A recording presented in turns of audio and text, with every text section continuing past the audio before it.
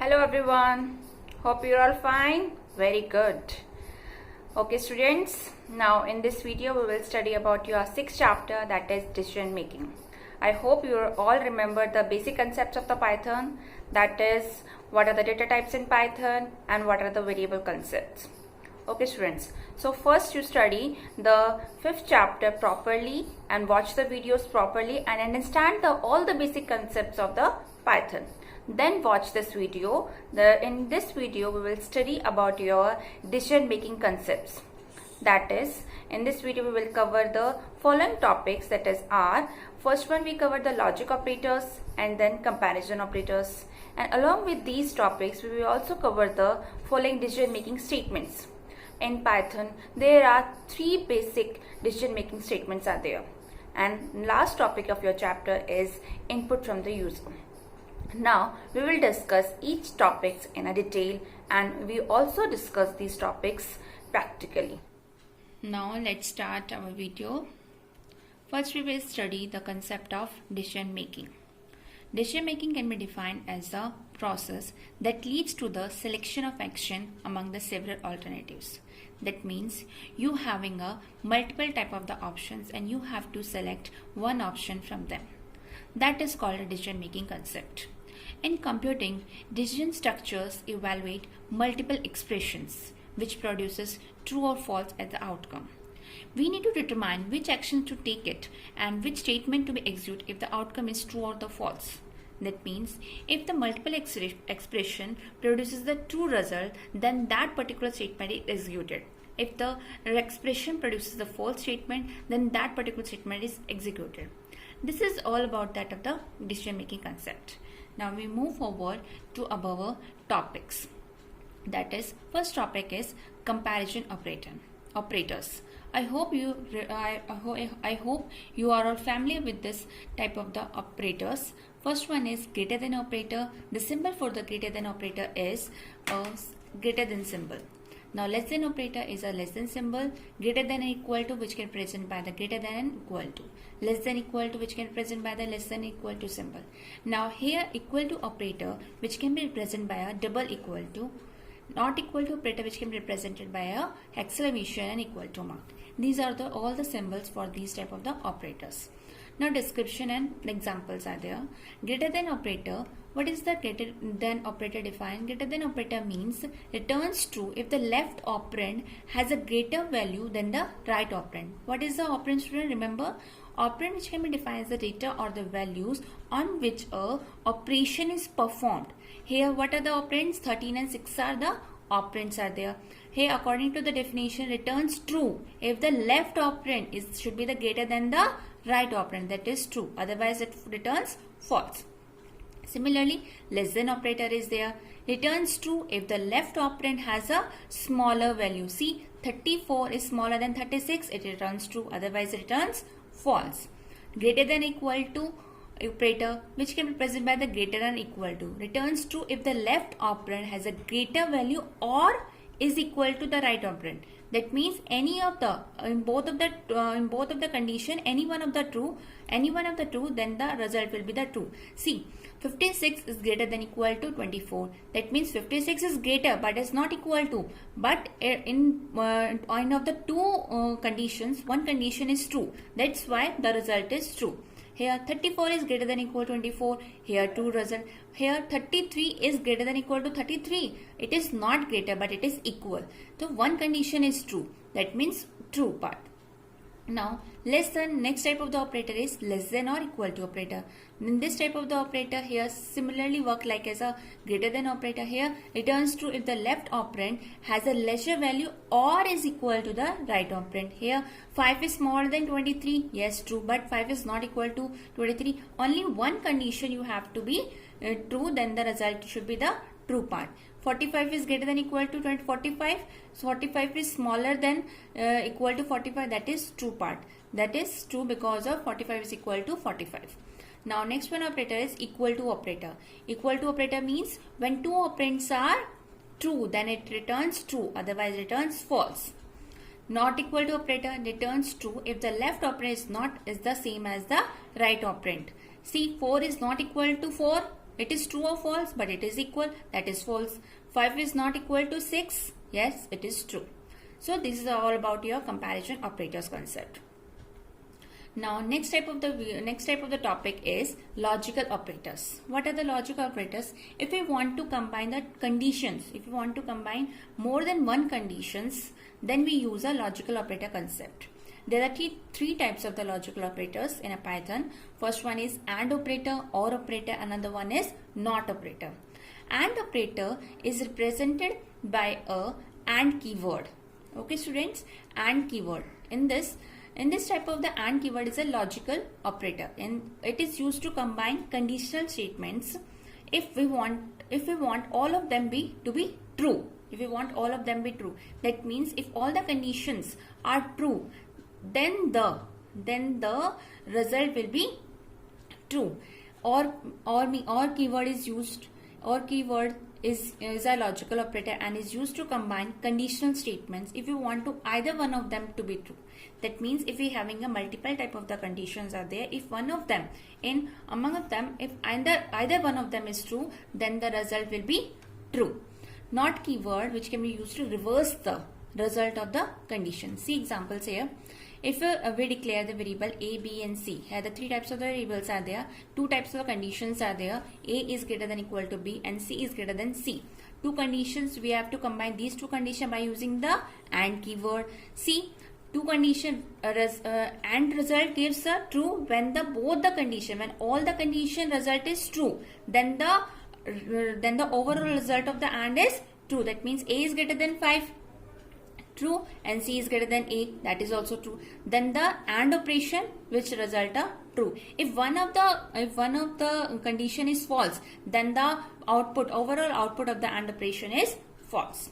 Okay students, now next one is the OR operator. OR operator example. See, a is equal to 200, b is equal to 33 and c is equal to 500. See, a is greater than b, true. A is greater than c, true or false? A is greater than b, true. A is greater than c, false.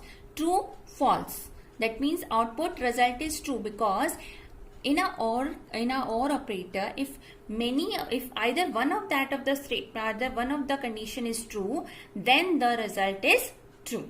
But in a OR condition, not condition, but in a not operator, the not operator which can be used to reverse the condition. That means see here, not a is greater than b, what is true or false? A is greater than b, true, but not, we put the not before the condition, that means reverse the condition. That means output result is false. Okay students, now we study the main topic of your chapter, that is decision making in Python. Three statements used to make a decision in Python. These are three statements are if statement, if else statement and if else later. Now we will discuss these statements in a detail with a proper syntax and with an example or a flow chart. Okay students, first we discuss the if statement. It is used to execute an instruction or a block of instructions only if a condition is fulfilled. That means if the condition is true, then the particular statements or a block of the statement that belong to the if statement that are executed. Now see what is the syntax. Here syntax is if condition, then colon, then statement 1 and statement 2, and last of the statement is 3. Here condition, if is the keyword, and then you have to write a particular condition. After the condition you have to put a colon. This colon ensures when you put a colon and then press enter, then there is a white space. This white space of the line at the beginning of the line, this is known as the indentation, which ensures that the statement 1 and statement 2 are belong to that of the if statement, if code. Okay students, now the if statement works, when the condition is true, then first the condition is tested. If the condition is true, then the statements given after the colon are executed. What are the statements? 1 and 2 statements are executed. When the condition is false, then the control of the program goes to your third statement. See, third statement is without of indentation. That means this statement is out of that of the if code. This means this statement is out of the if statement code. It is executed when if the code is finished, when the finished code is there. Okay students, I hope you clear the if statement part. Now we will move to the next type of the flow chart of the if statement. See, remember the flow chart concept, students? Start symbol, start, and then if. If that means condition which can be represented in a diamond box. If condition, there are the two part for the if condition part, that is true or false. Okay, students? True. If it is true, then block of the statements are there. Block of the statement, that is those statements which are written after the colon, that is executed.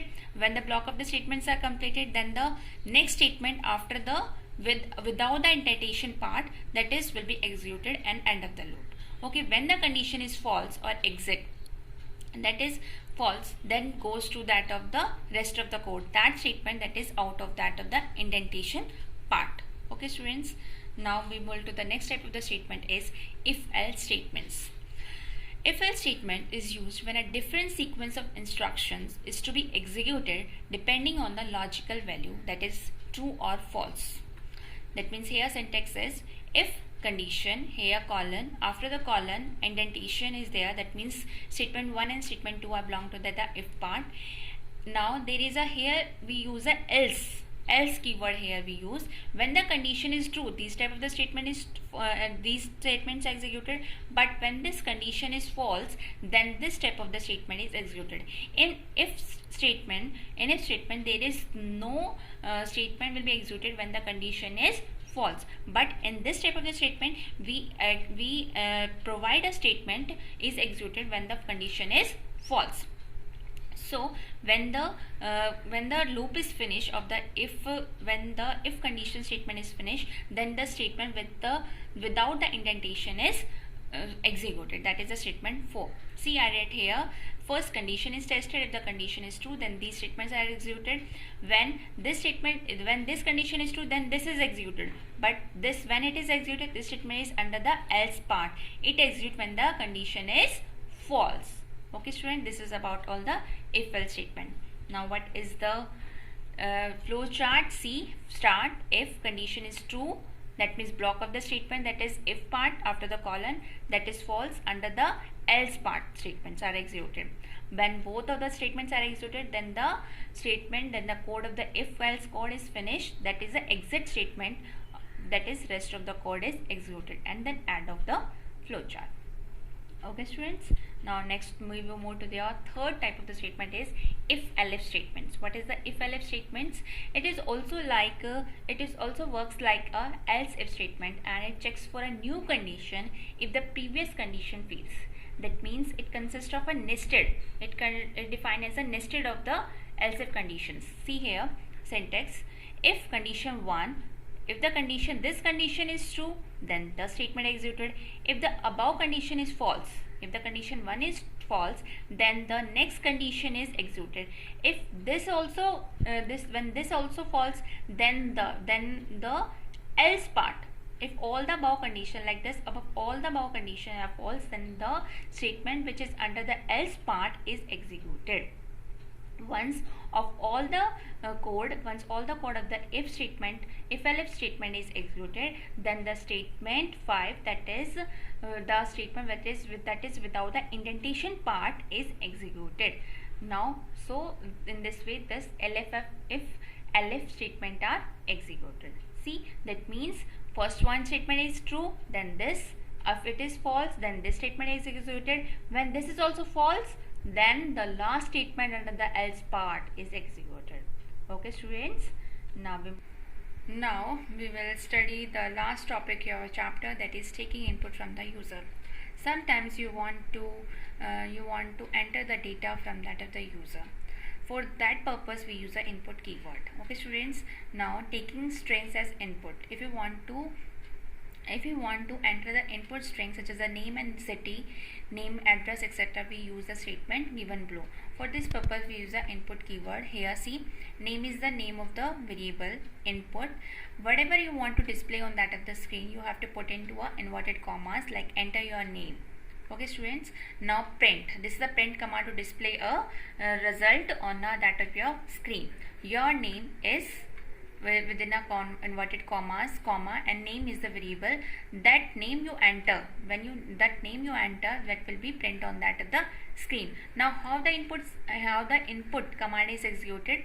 When input command is executed, it will prompt you to type your name. It will display a message to your screen like enter your name, and then press enter. Then whatever the text you type will pass through that of the variable name. Whatever you type in this type of the input command, that is assigned to that of the name, variable name, by using this assignment operator. This is the assignment operator, and then the result will display in the next line. Then the result will display in the next line by using a print command. So in this way, the taking string as input works. Now next type of this one is taking integer input. If an integer has to be input, then we will use a int function to convert the input into an integer. Input function, which this is an input function which always provide the string type data type. If we want to convert that string type of the data type into the integer type, then we use a int keyword. Int function we use for this purpose. For example, num1 is a variable name and integer input. Under the input, we write please enter an integer. Please write an integer number, any number you have to write it. Then input, then int function which convert this string, this type of the output. The output of the input function is converted into the integer part. Then this value is assigned to that of the numerical one variable with the using of assignment operator. Okay, now print the particular number that you print on that of the screen. This is the taking as input part. Now next one is your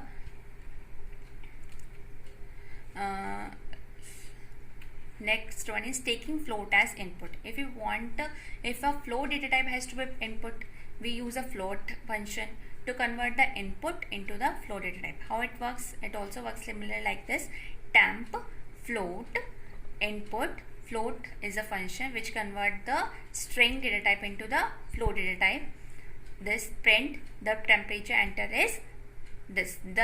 This here value what we print here, the value here print is like this, which is assigned in this statement. This state what number you have to return on the prompt, then it will be assigned to that of the temp variable. Then this variable is assigned to this one. So this will display. I hope you clear all the topics.